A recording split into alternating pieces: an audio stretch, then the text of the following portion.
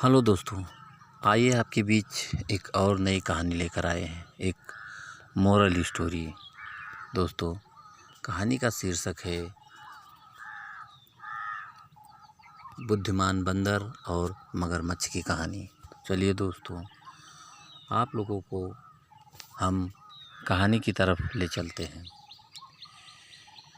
एक था घना जंगल जहाँ जानवर एक दूसरे के साथ बहुत प्यार से रहा करते थे।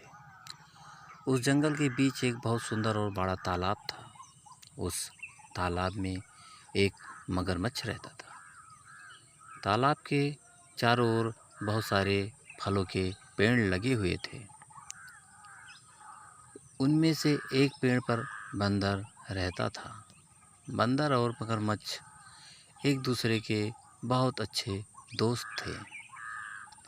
बंदर पेड़ से मीठे और स्वादिष्ट फल खाता था और साथ ही अपने दोस्त मगरमच्छ को भी देता था। बंदर अपने दोस्त मगरमच्छ का खास ख्याल रखता और मगर भी उसे अपनी पीठ पर बैठाकर पूरे तालाब में घुमाता था। दिन निकलते गए और दोनों की दोस्ती गहरी होती गई। बंदर जो फल मगरमच्छ को देता था, मगरमच्छ उनमें से कुछ फल अपनी पत्नी को भी खिलाता था। दोनों फलों को बड़े ही चाव से खाते थे। बहुत दिनों के बाद एक बार मगर की पत्नी ने कहा कि बंदर तो हमेशा ही स्वादिष्ट फल खाते रहता है। ज़रा सोचो उसका कलेजा कितना स्वादिष्ट होगा। वह मगर से जिद करने लगी कि उसे बंदर का कलेजा खाना है। मगर ने उसे समझाने की कोशिश की, लेकिन उसने नहीं माना और वो मगर से रूठ गई। अब मगर को ना चाहते हुए भी हाँ बोलना पड़ा। उसने कहा कि वो दूसरे दिन बंदर को अपनी गुफा में लेकर आ जाएगा, तब उसका कलेजा निकाल कर खा लेना। इसके बाद मगर की पत्नी मान गई।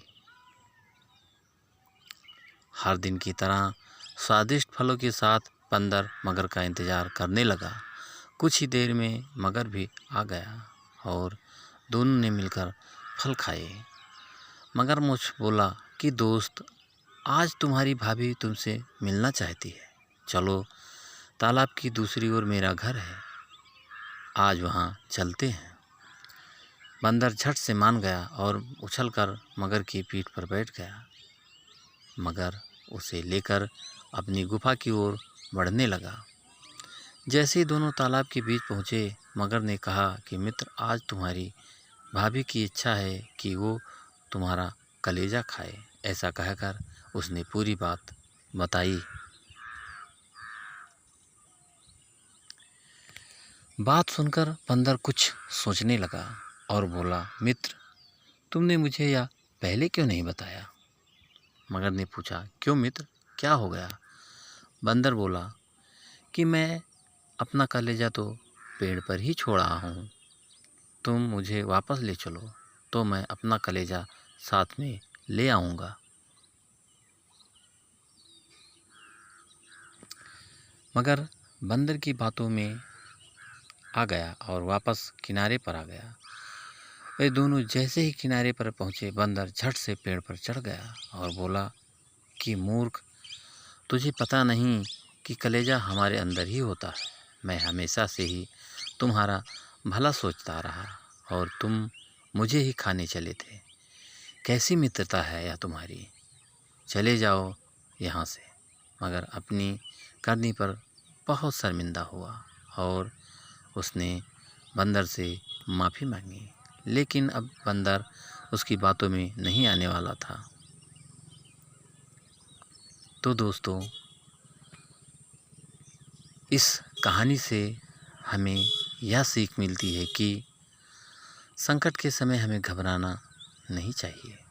मुसीबत के समय अपनी बुद्धि का उपयोग कर उसे दूर करने का उपाय सोचना चाहिए। तो दोस्तों, कहानी आपको कैसी लगी? हमें कमेंट करके ज़रूर बताना। और दोस्तों एक लाइक ज़रूर कर देना, क्योंकि आपके लाइक से हमें मोटिवेशन मिलता है।